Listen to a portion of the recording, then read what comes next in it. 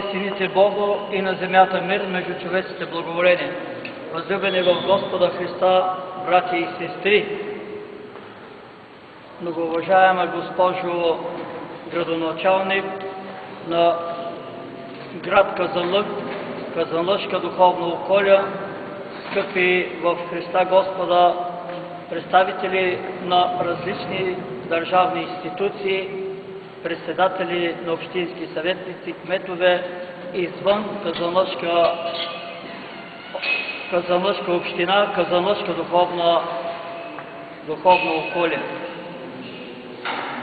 Тържествува християнския свят днес за това, защото втори ден изживяваме Витлеемската радост, и светлина, която изгря в Витлеемската пещера, при раждането на нашия Спасител Господ Исус Христос.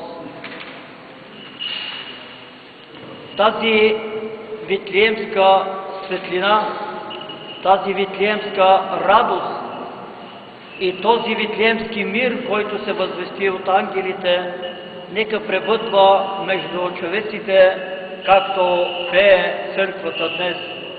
Слава увесените Богу и на земята мир, между човеците благоволение, добра воля, взаимни добри отношения и братска и сестринска любов. Така човечеството ще може да просъществува независимо от трудностите, които се сервират от поднебесните духове на видимите и невидиме на злото. Радостта, която изживяваме, нека Господ ни я утвърждава и никоя поднебесна духовна сила да не може да ни отнеме тази духовна радост от изживяването на раждането по плът на нашия Спасител Господ Исус Христос. Ние днес насочихме стъпките си в този величествен храм, паметник, посветен именно на рождеството на нашия Спасител Господ Исус Христос. Единственият храм в православната българска страна, православната българска земя, посветен на рождеството на нашия Спасител Господ Исус Христос.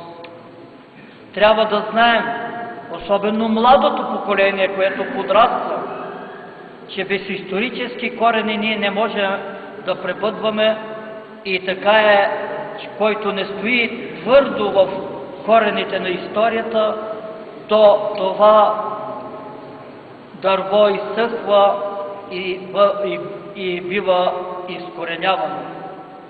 Посветене на рождеството на нашия Спасител Господ Исус Христос, за това, защото през 1877-78 лето Господне, когато православна християнска Русия освобождава България от ислямо-турското робство и политическо и духовно ислямо, най-големите сражения, най-големите боеве са станали точно на Рождество Христово.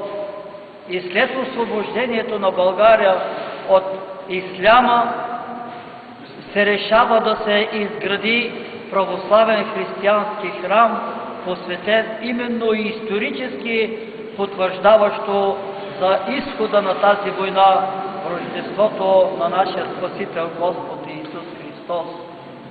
И е казано, издига се този храм, за да се възнасят молитви за упокой на душите на всички знайни и незнайни, отдали живота си за освобождението на България от ислямско-турско робство.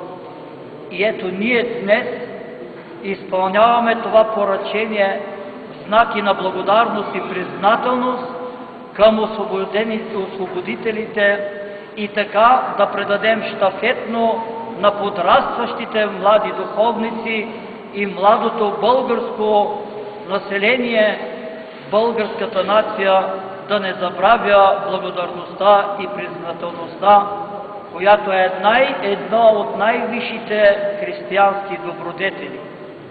И тъй, честитейки ви празника на Рождество Христово ви пожелавам много здраве, радост, щастие и любов и така да изживеем останалото поприще от нашия живот и да отнесете благодатта и благословението в вашите домове, на вашите близки от Шипшенската света обител, от братството, което вече 6-та година се подвизава в тази света обител.